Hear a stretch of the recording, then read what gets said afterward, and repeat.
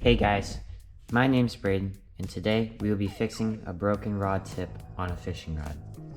This is super simple, and all you're going to need is your replacement tip, which you can buy in a kit so you can properly size it to your tip, or if you have calipers, you can measure the size and then buy a tip from there.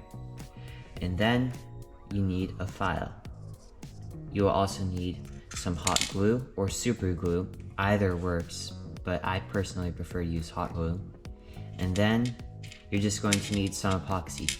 You don't need thread unless you want to make it look like your other guides.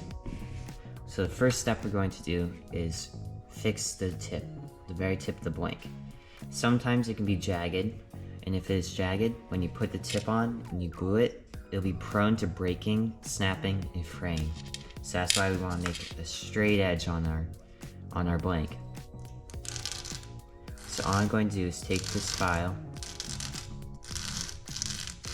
and file the graphite until it becomes a nice flat edge.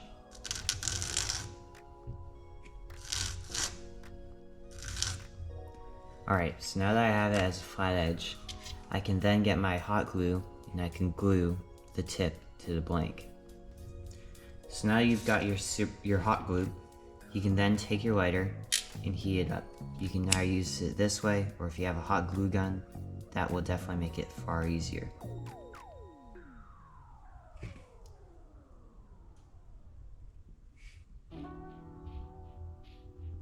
And I'm just slowly heating it till it becomes very droopy, because I want it to flow easily. And then I'm just going to put it right around the tip there. You don't need to go very far because it'll spread out when you put the tip on. And now what we're going to do is we're going to keep it nice and warm and put our tip on. And then we're going to put the guides face up and then line it up straight with the other guides. And make sure to keep it warm, but not too warm to the point where it droops and it goes away from where you lined it up. So now I've lined it up, I'm just going to let it dry a little bit, and I can wipe this excess off. Alright, so my hot glue is now dried, and I've wiped away the excess. And all I'm going to do now is, you don't have to do this part if you don't want to. I'm going to take this, find the thread color that matches as best I can to the thread color used on the rod already. I'm going to wind just a little bit here, because that's typically what manufacturers do on their tips. Alright guys, now I found a pretty close color match. All I'm going to do is put around the blank, and take this, go around it like that, then bring it up through the scalp. You're going to want to do this in whatever direction you're winding. So I'm winding from here and going up this way. So I'm going to want to take it like this, and then bring it through like that. And then I'm going to back away a little bit from it. And then I'm going to pinch it down with my finger.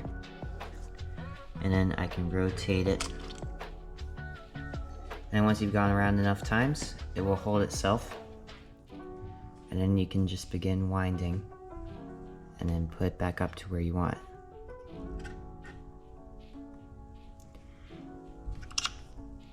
And then I am just going to cut my thread a little early so I don't have to deal with it at the end. And then since we're close to the end, I'm going to take my thread puller, which this is just a simple loop of thread that I've tied.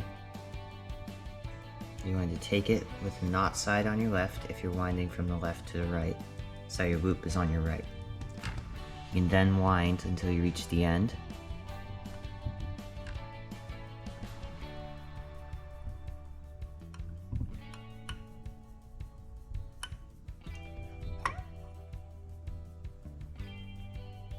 And then once you've reached the end, pinch it down, loosen your thread, and then cut it. Then take your tag end and put it through.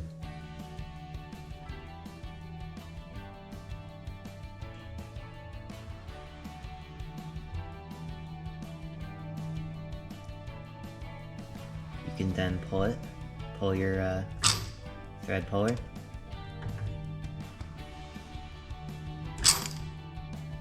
And it'll bring itself under like so. Sometimes it doesn't go all the way through, like what happened with me. So what I'm going to do is I'm going to cut the tag end, like that, and then pull on this loop that got left behind, and voila. I then take this little tag end, put my razor blade on the edge of it, and pull back. I can then tighten it up, and that's it. So now we are ready to apply epoxy. And for this, all I'm using is Flex Coat.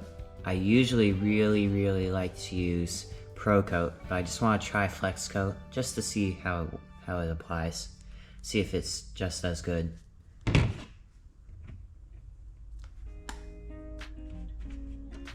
And I'm just going to pour a 1-to-1 ratio. Since it's just a little guide, I'm just going to count the drops because I don't need it to be very precise, and it's just a little tip top. So 1, 2, 3, 4.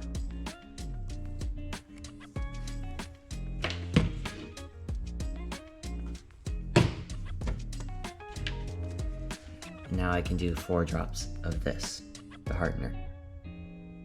1, 2, 3, 4. Now you can use whatever you like to mix it. I'm just going to use this little plastic utensil. You could even use a popsicle stick. And since it's such a small amount, it's not going to need to be mixed very long. Just mix it until it becomes clear, because it's going to go cloudy, then sometimes it becomes clear and then cloudy again. But most of the time it just goes cloudy, then it goes clear. So it was cloudy a little bit ago, but now it's getting pretty clear. So I'm just going to mix a little longer. And now I think it's ready. So now I'm just going to take a brush, or you could use a popsicle stick too, if you're not worried about it being very level.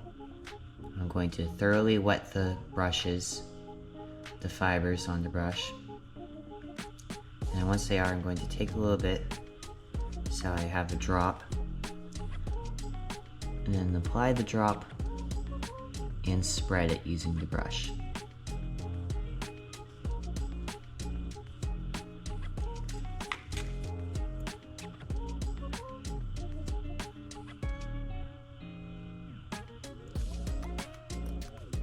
You don't need to go very far on your tip, but if you're worried about it snapping or breaking again, you can go as far as you like.